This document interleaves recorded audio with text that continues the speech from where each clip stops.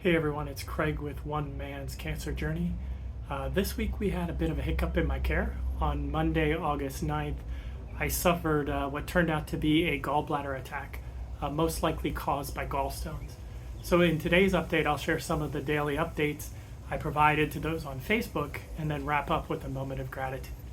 But before I jump into the videos from this week, I do want to share that a benefit from this week's experience is that some of the testing that we had to have completed as part of the testing for trying to figure out what was wrong showed that the immunotherapy and the chemotherapy is actually working.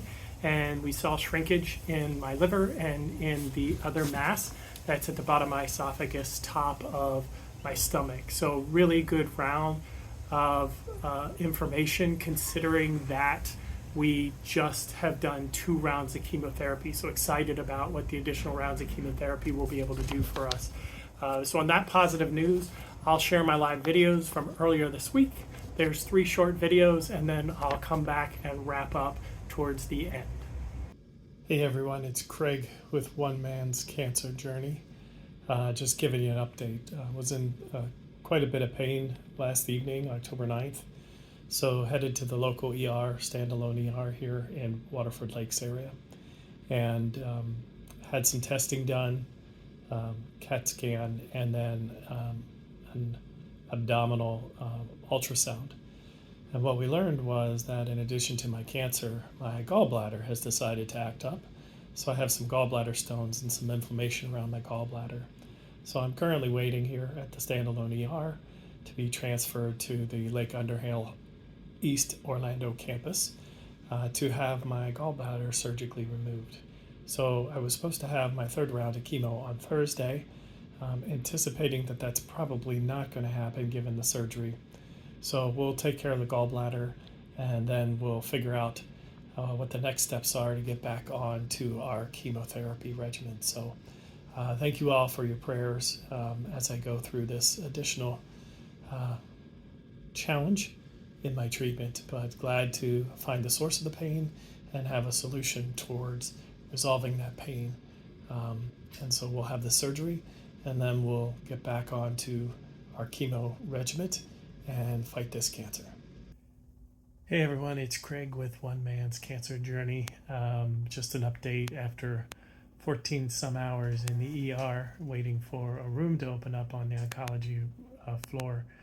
I have finally made it to the hospital. It's the 10th in the evening. I have not seen the surgical consultants yet, so hopefully we'll see them first thing in the morning and hopefully maybe have surgery tomorrow. If not then, probably Thursday morning to have my gallbladder removed. But handling my pain well, so grateful to have a team care for me again. My oncologist, physician's assistant has stopped by and visited as well. And so the good news is that with the test that we had done last night as part of trying to figure out what was causing the pain, we are seeing that my liver is shrinking and the mass that's in the bottom of my esophagus, top of my stomach is shrinking. So the chemotherapy is doing what it's supposed to be doing. So hopefully we can get through this gallbladder issue and get ourselves set up with the chemo again and continue the treatment to work towards becoming the survivor and having rid my body of the cancer. Hey, it's the 11th. It's Wednesday morning, still in the hospital, but did have an opportunity to speak with the surgeon today. His recommendation is leaning towards not having surgery. He's saying that the gallstone that I had just moved into a position that created some pain for 3 to 4 hours, and then it eventually moved out. Can be caused by eating fatty foods. So we talked a little bit about diet, and he's less inclined to cut to allow me to continue with the clinical trial and the chemotherapy because that's more important. And since I'm not in chronic pain, he believes it's just from the gallstone being moved. And so he's going to talk with his boss and the team, and then we'll make a decision so that if I don't end up having surgery, hopefully I can get out of here today and get some food since I haven't eaten since Monday night, basically. And we'll move forward with chemo tomorrow. But just wanted to provide a quick update. So it's cleared for discharge about 8 o'clock this morning. It's now 1 o'clock in the afternoon, finally getting discharged. So we'll handle the gallbladder via medicine and diet, and we'll continue with the chemotherapy.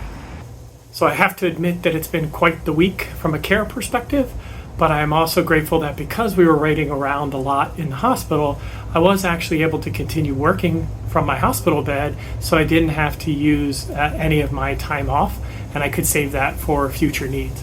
I truly do appreciate the care team that was focused on my cancer treatment and that took that treatment into account as we thought about the treatment plan for my gallstones and gallbladder.